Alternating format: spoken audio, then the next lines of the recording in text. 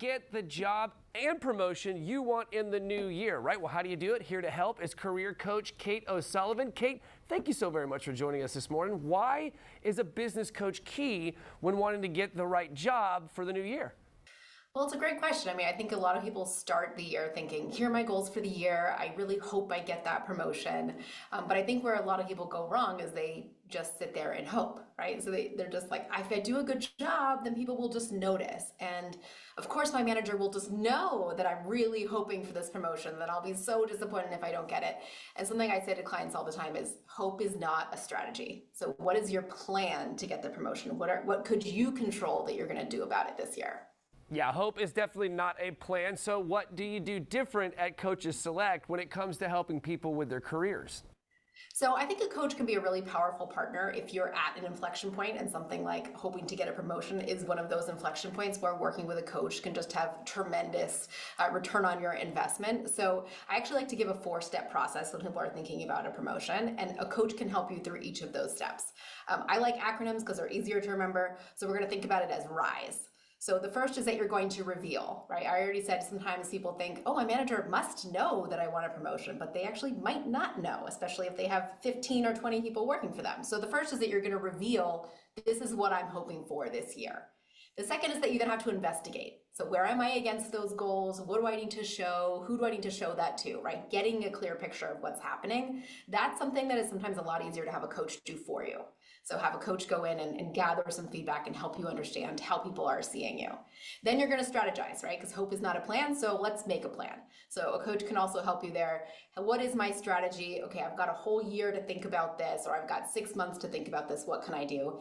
And then to execute, right? A lot of times the strategy and the plan requires things that are a little uncomfortable. So having a coach be an accountability partner could be like, okay, Kate, did you do the things that you said you were going to do to execute on this plan? Did you reach out to that person? And just having that accountability partner to help you to create the plan, but then also make sure you stick to the plan can be so helpful. Those are great steps. I really like that. RISE. It's a good acronym too. Okay, so Kate, what should people do and not do to get that promotion in 2025? So I think the biggest thing is you should be doing something, right? You shouldn't just be saying, I hope it happens. I think I'm doing a really good job. If I keep doing a good job, people will notice.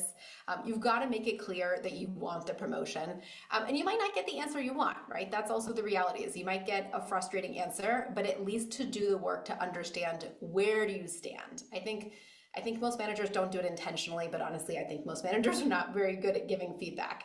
So you might have to go ask for a lot of feedback. You might have to say, what do I need to do in order to get that promotion? Again, you might not like the answer, but it's a lot better to know where you stand, right? Than to walk into your review like, oh, I hope I get the answer, and then be really disappointed when you don't get the promotion or you don't get the raise that you were hoping for. Gotcha. Maybe temper our expectations just a tad, right? So, hey, what's the biggest mistakes people make, when they're looking for a new job or changing their careers altogether? Oh, this is a really good question. I actually think this might sound a little counterintuitive, but I actually think the biggest mistake is that people will send out a few applications for the job they're really excited about.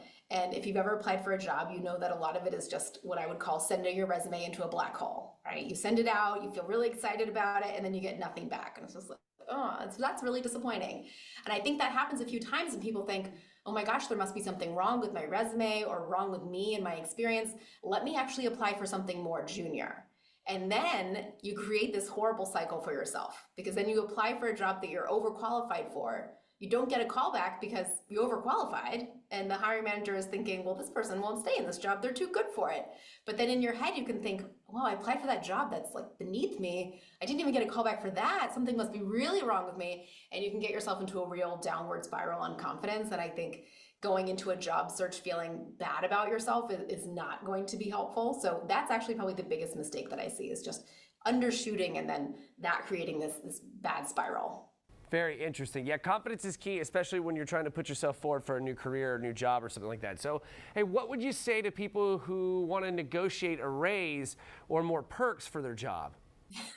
The first I would say is do it. I think people tend to under negotiate, right? And something I say to clients all the time is, as long as you're not really rude and obnoxious in the way that you ask, the worst thing that's going to happen is somebody will say no, right? But on the flip side, if you don't ask, you might be leaving money on the table or perks on the table. And I'm glad you brought up perks too, because something else I work with clients on is it's not always money.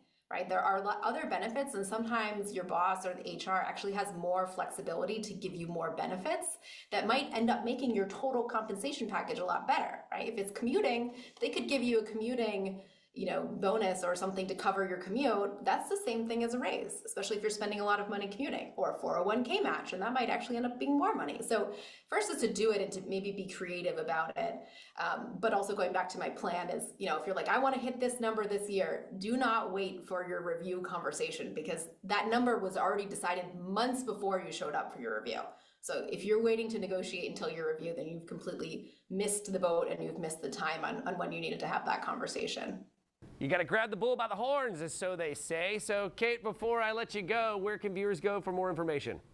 So you can go to our website, www.coachselect.com. So we can help people in all industries. We've got a wonderful network of coaches who each have their own specialty. And what we specialize in is matchmaking. So helping each client find the right coach for them. So if you go to our website and you can submit the form, and one of our concierges will guide you through the matching process. Fantastic. Kate, thank you so very much for your time this morning. We really do appreciate it. It's a fantastic conversation. And folks, if you want to catch this segment again or others like it, head over to First Coast News Plus.